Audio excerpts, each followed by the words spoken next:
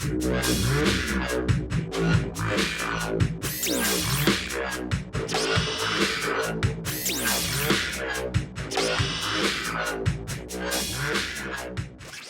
guys, Matt Allen here. Welcome back to Tactical Bassin.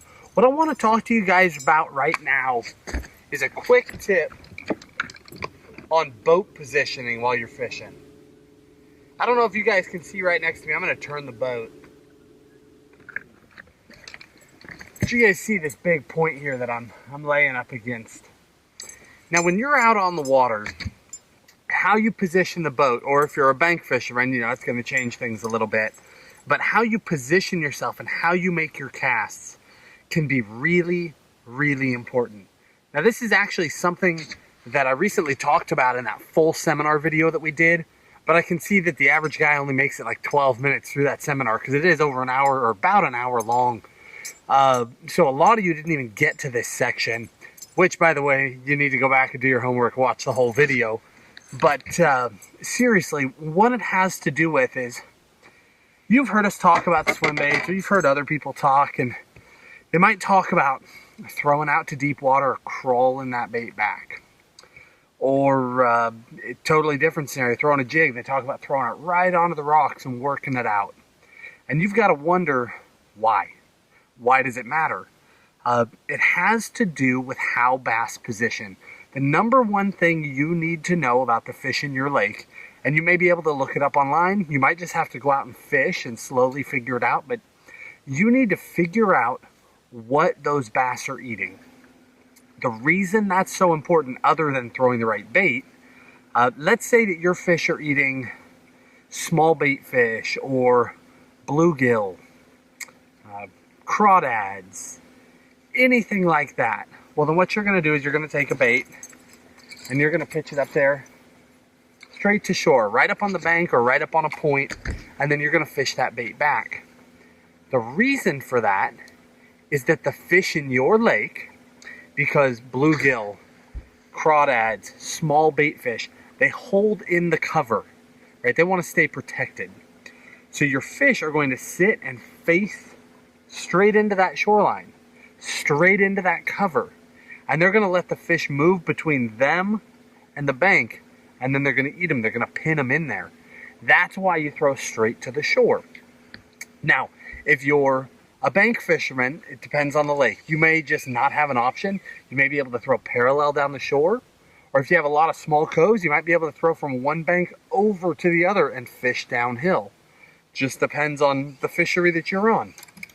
Now, if those fish are eating kokanee, trout,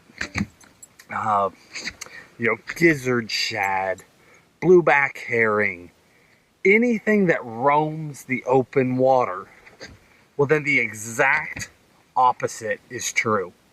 Those fish, instead of looking in cover, they're not going to look into the cover to find a school of gizzard shad going by.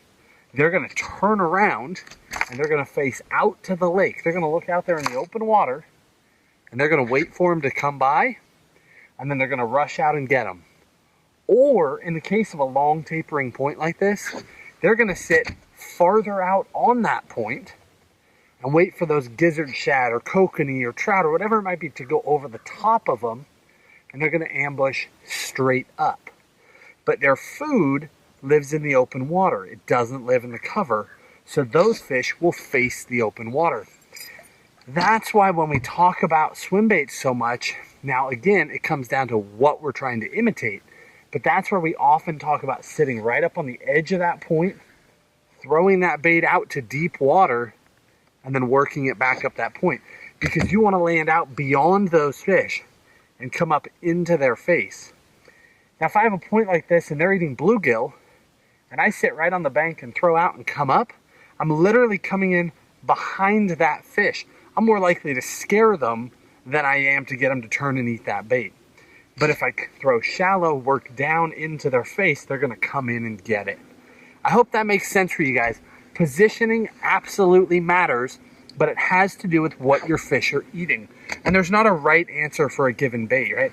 You know, a spinnerbait. Today, I'm out here throwing this spinnerbait ultra shallow, you know, dirt shallow, foot of water. working that thing back out and picking those fish off. It's because I have murky conditions, plus I have rising water. So with rising water, everything tends to move up with it right along the shoreline. So the small bait fish here are moving up in those shore grasses. So when I throw right on the bank and come down, I'm getting right in that zone where those bass are sitting and looking in. If my conditions were a little different, if the bait fish was pulling back out, I'd start firing the spinnerbait out and coming up over the top of those fish to get them. I hope that makes sense for you guys. Hit that like button, subscribe to the channel, and we'll talk to you soon.